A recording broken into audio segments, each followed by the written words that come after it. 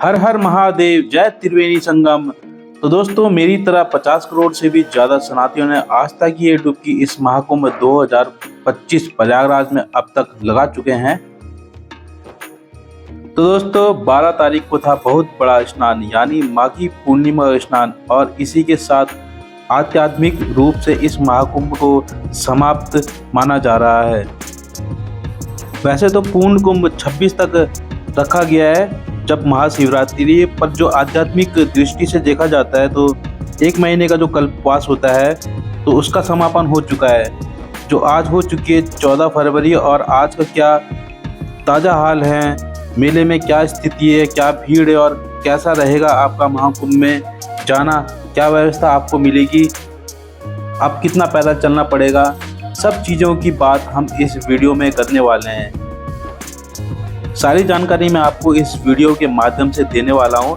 Latest update आपको मिलती जा रही है, तो वीडियो को एंड तक आप जरूर देखें। वीडियो में नए हो तो चैनल को भी सब्सक्राइब करके सभी को शेयर भी कर दें। तो दोस्तों, जैसा कि आपने देखा कि 12 तारीख को जब माघी पूर्णिमा स्नान समापन हुआ तो कल्पवासी जो महाकुंभ में रुके हुए थे 1 महीने तक जो ध्यान और तपस्या होती है और जो होती है पौष पूर्णिमा से शुरू होती है, उसका समापन हो चुका है 13 तारीख की रात से। और आज सुबह से वह जो कल्पवासी थे उनका जाना अब शुरू हो चुका है।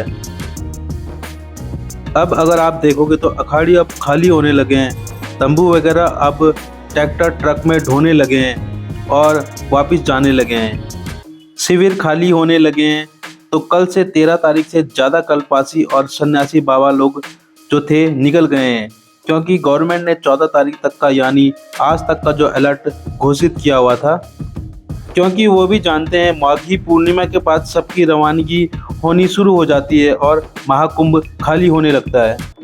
और कल से आप देखोगे तो पूरी तरह से अर्थव्यवस्था ठीक हो जाएगी और सब कुछ कंट्रोल में हो जाएगा, यानी भीड़, ट्रैफिक आदि। और जो लोग हैं वो लगभग 50 से 60% जा चुके होंगे। वैसे तो भीड़ अभी भी बनी हुई है, लेकिन माघी पूर्णिमा से पहले जो जन सैलाब था वैसा अब नहीं रहा है। सुबह थोड़ा ट्रैफिक ज़्यादा देखने को भी मिला, क्योंकि एकदम से जो रास्ते खोल दिए गए थे, लेकिन अब सब कंट्रोल में है। वैसे तो सड़कों में भीड़ अभी भी है, और वह भीड़ उनकी है जो वापस जा रहे हैं और कई दिनों से प्रयागराज में रह रहे थे। नए लोगों की जो भीड़ है वो कम दिखाई दे रही है, यानी अभी कम लोग मेला में आ रहे हैं। वैसे तो मेला क्षेत्र में ज़्यादा गाड़ियां चलती हुई नहीं दिखाई दे रही हैं, लेकिन अगर आप झूसी या अरेल की तरफ से आ रहे हैं तो आपको बहुत ज़्यादा ट्रैफिक देखने को मिलेगा। अगर आप अपनी पर्सनल व्हीकल से आ रहे हो तो आप अरेल घाट से झूसी नॉइज पॉइंट घाट तक तो अपनी गाड़ी ला सकते हैं, लेकिन जो मेन संगम पॉइंट है जहाँ पे गंगा जमुना सरस्वती का संगम होता है, वहाँ तक अभी आप गाड़ी नहीं लेके जा सकते हैं, और वहाँ तक तो आपको अभी भी पैदल ही जाना पड़ेगा। तो अभी भी आप देखोगे तो सड़कों में उतनी ज़्यादा भीड़ व्हीकल नज़र नहीं आएंगे, क्योंकि अभी भी डाइवर्जन किया हुआ है और पीपा पुल भी क्लोज किया हुआ है। सिर्फ एक पीपा पुल जो कि 9 नंबर का पुल है उसको खोला गया है, और उसी से क्या है कि बहुत ज़्यादा लोग आवाजाही करते हुए दिखाई दे रहे हैं। और एक ही ब्रिज से लगाओ इतने सारे लोग आ जा रहे हैं, बिल्कुल ही सट के चिपक के चलते हुए दिखाई दे रहे हैं। पता नहीं क्या वजह है जो कि सिर्फ 1-2 पीपा ब्रिज को ही चालू रखा जाता है और बाकियों को बंद। वैसे तो अब ज़्यादा नए लोग नहीं आ रहे हैं, तो इनको खोल देना चाहिए, क्योंकि अभी भी लोगों को अगर रेलवे स्टेशन जाना है या फिर बस स्टेशन जाना है तो काफ़ी ज़्यादा उनको पैदल चलना पड़ रहा है, बहुत ज़्यादा उनको घूम के जाना पड़ रहा है, जिससे कि उनको काफ़ी परेशानी का सामना करना पड़ रहा है। अब आप देखोगे तो आप धीरे धीरे भीड़ कम होने लगी है, और अगले हफ्ते तक तो भीड़ बहुत ही ज़्यादा कम हो जाएगी। रेलवे स्टेशन की बात करें तो संगम रेलवे स्टेशन भी खुल चुका है, बोट भी चलना स्टार्ट हो जाएगा, लेकिन यह सुनने में आ रहा है कि बोट के जो चार्जेस हैं वो बहुत ज़्यादा लोग वो डिमांड कर रहे हैं, क्योंकि लोग बहुत ज़्यादा हैं और उनके पास जो है बोट उसके हिसाब से बहुत ही कम है, जिसकी वजह से वो भरपाई नहीं कर पा रहे हैं और अपनी जो बोट की डिमांड है, बोट का जो रेट है वो ज़्यादा मांग रहे हैं, ज़्यादा ले रहे हैं। लेकिन आपको अरेल घाट की साइड से बोट आसानी से मिल जाएगी, जो कि आपको त्रिवेणी संगम के पॉइंट तक लेके जाएगा। तो बोट क्लब से भी आप आ सकते हो, वह भी आपको संगम तक लेके जाएगा। बोट क्लब से जाने का यह फ़ायदा रहता है कि आपको वहाँ से कम पैदल चलना पड़ेगा। और अगर आप संगम की तरफ आ रहे हैं तो आपको किला घाट के पास से भी आसानी से बोट मिल जाएगा, जो कि आपको संगम के घाट तक लेके जाएगा। मंदिर को भी खोल दिया गया है, अगर आप संगम स्नान के बाद लेटे हुए हनुमान जी के भी दर्शन कर सकते हैं और अक्षय वट के भी दर्शन आप कर सकते हो।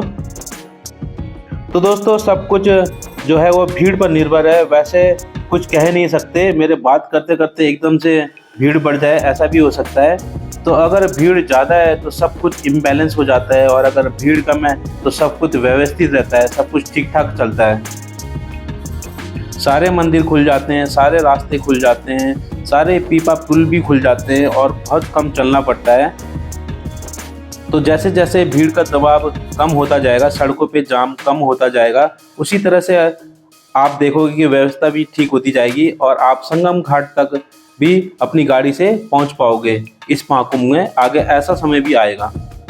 तो दोस्तों, देखा जाए तो बस अब 12 दिन महाकुंभ शेष रह गया है, और अब वो लोग आ रहे हैं जो अभी तक इस समय का इंतजार कर रहे थे, जब भीड़ बहुत कम हो जाए और आसानी से संगम में स्नान कर सकें। आखिरी में हो सकता है एकदम से भीड़ बढ़ जाए, या फिर आगे वीकेंड भी आ रहा है तब भी भीड़ बढ़ने के चांस है, उसका अपडेट भी मैं आपको ज़रूर दूंगा। अब पहले जैसा हाल नहीं रह गया है, जैसे कि लोगों को 150-200 किलोमीटर प्रयागराज से बाहर जाम पे खड़ा रहना पड़ता था, या फिर घंटों तक ट्रैफिक में फंसे रहना पड़ता था, या फिर 20-20 किलोमीटर पैदल चलना पड़ता था। अब वैसा टाइम नहीं रह गया है, अब बिल्कुल बदल चुका है। क्योंकि अब देखा जाए तो 60 से 70 हज़ार तक ही लोग प्रयागराज में आएंगे, क्योंकि जो आखिरी स्नान होता है वो महाशिवरात्रि का है, और वो ज़्यादा जो इसकी मान्यता होती है वो काशी में होती है। वहाँ पे उस दिन क्या है कि भस्म से होली खेली जाती है और होली का भी शुभारंभ हो जाता है। ज़्यादातर लोग जो है साधु लोग उस दिन वहाँ पे पहुँचते हैं, काशी में पहुँचते हैं, और वहीं पे क्या है कि अपना आखिरी जो महाशिवरात्रि का स्नान है वहीं पे धूमधाम से करते हैं। तो ज़्यादातर नागा साधु सन्यासी जो थे वो काशी जा चुके हैं और वहाँ आगे की जो तैयारी कर रहे हैं। इसी वजह से क्या है कि ज़्यादातर लोग जो है वहीं जाने का प्लान बनाते हैं, और वहीं पे जो है 80 घाट है, दशाश्वमेध घाट है, वहाँ पे वो बड़े धूमधाम से अपना जो स्नान है वो मनाते हैं। वैसे तो प्रयागराज में जो रहता है वो माघी पूर्णिमा तक ज़्यादा महत्व रहता है, लेकिन अभी भी लोग आएंगे, और अब वो लोग आएंगे जिनको पहले से ये था कि चाहे जो भी हो आखिरी में ही क्यों नहीं संगम में डुबकी तो लगानी ही है। तो वो लोग अब ज़्यादा महाकुंभ की तरह रवाना होंगे। मेरी आपसे एक एडवाइस है कि अगर आप प्लान बना रहे हो आने का, तो ये जो सैटरडे संडे है इसको छोड़ के अगले हफ्ते का आप प्लान बनाइए, क्योंकि उस समय क्या है कि उतनी ज़्यादा भीड़ नहीं रहेगी और आप आसानी से जो है संगम में आस्था की डुबकी लगा पाएंगे। तो हो सके तो नेक्स्ट वीक ही आप आने का प्लान करें। जैसा कि हमने देखा, लोग बड़े बड़े बैगों को अपने सिर पे रख के कई कई किलोमीटर तक पैदल चल रहे थे। अब वैसा सब कुछ शायद देखने को नहीं मिल पाएगा, और इस जीवन में तो यह देखने को नहीं मिल पाएगा, क्योंकि यह फिर 144 साल बाद वापस आएगा। तो बहुत ज़्यादा उत्साह, उमंग और जन सैलाब से भरा यह महाकुंभ अभी तक का रहा। आगे जितने दिन बचे हैं उनका अपडेट भी मैं आपको देता रहूँगा।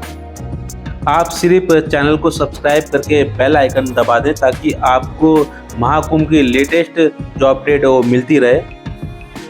तो दोस्तों, अब बात करते हैं रहने की। तो रहने के लिए आपको इस समय आराम से प्रयागराज में होटल, धर्मशाला या जन आश्रय स्थल मिल जाएंगे।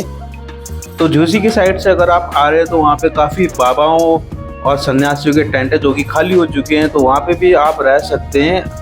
तो रहने के लिए कोई दिक्कत नहीं है, रहने के लिए आपको आसानी से मिल जाएगा। भंडारे भी तो ज़्यादातर जो है 12 तारीख तक समापन हो चुके हैं, लेकिन कहीं कहीं पे आपको भंडारे मिल जाएंगे अभी भी देखने के लिए। तो दोस्तों, अगर महाकुंभ के समय पे आप प्रयागराज आते हैं तो भाई आप ऐसा प्लान बनाएं कि अपना सुबह सुबह अपना संगम के पास पहुंच के स्नान करके थोड़ी देर ध्यान वगैरह लगा के आप दोपहर या शाम तक यहाँ से रवानगी कर सके, क्योंकि शाम के समय जो है काफ़ी ज़्यादा दिक्कत रहती है यहाँ पे रुकने की, ठहरने की। अगर आपके पास पहले से व्यवस्था है रुकने की तो आप आराम से रुकिए, 1 दिन रुकिए, 2 दिन रुकिए, 3 दिन रुकिए। और अगर आपके पास व्यवस्था नहीं है रात को रुकने की तो भाई आप दोपहर या शाम तक अपनी वापसी कर लें और दोबारा महाकुंभ के बाद आके आराम से प्रयागराज को एक्सप्लोर कर सकते हैं। तो दोस्तों धीरे धीरे क्या है कि लोग अब आगे कम आने लगेंगे, तो आपको घाटों के पास भी आसानी से गाड़ियां ला पाओगे और आसानी से वहां पे आप स्नान कर पाओगे। तो दोस्तों अगर आप जूसी की तरफ से आते हैं तो ऐरावत घाट के पास आप स्नान कर सकते हैं। रीवा चित्रकूट के साइड से आ रहे हो तो अरेल घाट के पास आप स्नान कर सकते हैं। और फाफामाऊ की साइड से आ रहे हो तो वासुकी घाट और दशाश्वमेध घाट पे आप स्नान कर सकते हैं। तो दोस्तों अगर आपने यहाँ तक वीडियो देख ली तो मेरी आपसे रिक्वेस्ट है भाई मेरे चैनल को सब्सक्राइब ज़रूर करें और भी लोगों को शेयर करें, लाइक करें, क्योंकि काफ़ी मेहनत लगती है भाई वीडियो बनाने में। काफ़ी भीड़ में धक्का मुक्की में देखिए, आप देखेंगे तो इतनी मेहनत से वीडियो तैयार की जाती है, उसके बाद फिर आप लोगों को दिखाई जाती है। तो दोस्तों आपसे यही रिक्वेस्ट है कि भाई आप एक बार ज़रूर चैनल को भाई सब्सक्राइब करके बेल आइकन भी दबा दें। तो दोस्तों अगर आपको आगे के अपडेट के लिए कोई क्वेश्चन पूछना है तो मेरे कमेंट बॉक्स में आप क्वेश्चन कर सकते हैं, ताकि मैं उनके आंसर्स दे के आपके हेल्प कर सकूं। तो दोस्तों उम्मीद करते हैं आज का ये वीडियो आपको पसंद आया होगा। वीडियो कैसा लगा कमेंट करके ज़रूर बताएं।